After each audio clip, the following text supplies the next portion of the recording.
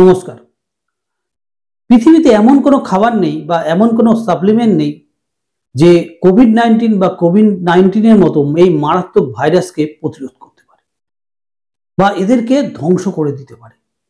তাই এই সকল ভাইরাস সংক্রমণ থেকে আমাদের বাঁচতে হলে দূরত্ব বজায় রাখতে হবে। জনবহুল এলাকায় যাওয়া কম করে দিতে হবে। পরিষ্কার পরিচ্ছন্নতা বজায় রাখতে হবে। বাইরে থেকে এসে জামা কাপড়গুলোকে আলাদা জায়গায় স্টোর করে রাখতে হবে। তাদেরকে রোদে মেলে দিতে হবে এবং সাবান দিয়ে ভালো করে হাত পা ধুতে হবে। স্যানিটাইজার ইউজ করতে হবে। একটা রিসার্চে দেখা গেছে যে সকল পেশেন্টের শরীরে ভিটামিন ডি এর লেভেল কম ছিল তাদের শরীরেই কিন্তু এই সকল ভাইরাসগুলো সংক্রমণের সংখ্যা বেশি ছিল এবং তাদের রোগের প্রগনোসিসও কিন্তু বেশ হাই ছিল। সুতরাং ভিটামিন ডি এর লেভেল আমাদের শরীরে কিন্তু সঠিকভাবে মেনটেন করে রাখতে হবে।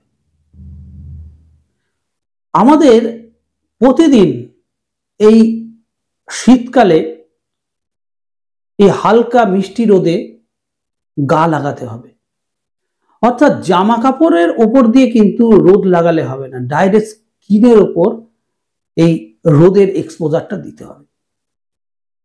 অন্তত 10 মিনিট যদি আমাদের শরীরের ত্বকের উপর সূর্যরশ্মি পড়ে তবেই কিন্তু আমাদের ভিটামিন D3 হওয়ার একটা চেন রিয়াকশন শুরু হয়। অন্তত প্রতিদিন 8 ঘন্টা থেকে 1 ঘন্টা মিষ্টি রোদে আমাদের দাঁড়াতে হবে, তবেই আমাদের শরীরে কিন্তু ভিটামিন D3 লেভেল কিন্তু সঠিকভাবে বজায় থাকবে। এই দিকটা আমাদের কিন্তু সঠিকভাবে মেনটেন করতে হবে। তবে আমরা দেখতে পাবো যে সাধারণ সর্দি কাশি, সাধারণ ইনফেকশন থেকে আমরা কিন্তু অনেকটাই রক্ষা পেতে পারি।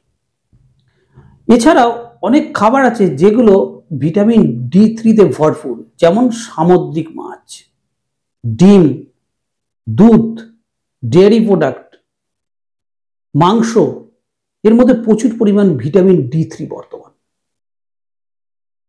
এইগুলো আমাদের আহার করতে হবে।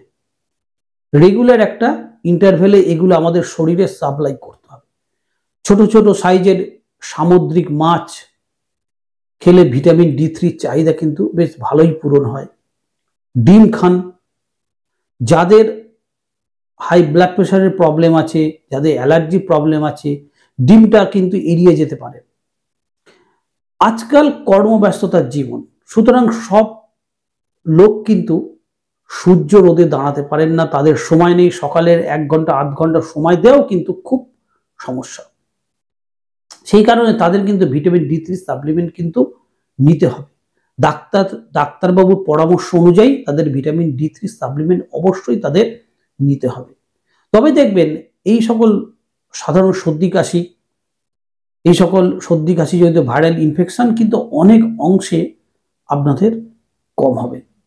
যারা নিরামিষভোজী, উদ্ভিজ্জ প্রোডাক্টের মধ্যেও কিন্তু ভিটামিন D2 বর্তমান থাকে, কিন্তু ভিটামিন D3 এর সঙ্গে D2 এর মধ্যে একটু পার্থক্য হলো কি, ভিটামিন D3 এটা কিন্তু অনেক পোটেন্ট, অনেক অ্যাক্টিভ, সক্রিয়। আখের রসের মধ্যে ভিটামিন D2 বর্তমান থাকে, এটাও কিন্তু একই কাজ। সুতরাং ভিটামিন D3 পেতে হলে আমাদের ডেয়ারি প্রোডাক্ট এবং প্রাণীজ খাবার গ্রহণ করতে হবে। এই সকল বিষয় যদি আমরা সঠিকভাবে মেনটেন করি, আমরা সাধারণ সর্দি কাশিকে অনেকটাই এড়িয়ে চলতে পারি। দর্শক বন্ধু, সবাই ভালো থাকবেন। ধন্যবাদ।